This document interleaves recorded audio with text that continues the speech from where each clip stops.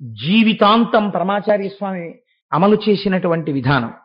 ఎన్ని తక్కువ మాటలలో ఎంత ఉద్రేకం లేకుండా నేను దీనికి స్పష్టంగా రాజీ లేకుండా నా మనోగతమైన అభిప్రాయాన్ని ఆవిష్కరించగలను.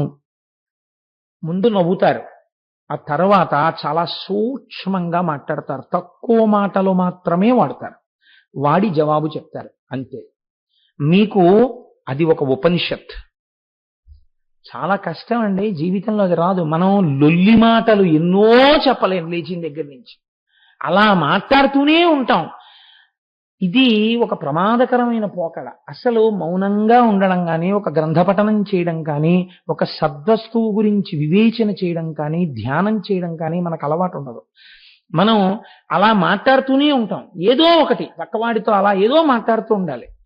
అలా మాట్లాడుతూ పోతే ఏమవుతుందో తెలుసా అండి, అసలు బుద్ధికి నిర్ణయం చేసేటటువంటి స్థితి పోతుంది. పోయి మనస్సు ఏది చెప్తే దాన్ని వింటుంది. మనస్సు ఆవేశకావేశములకు లోనయ్యేది మనస్సే.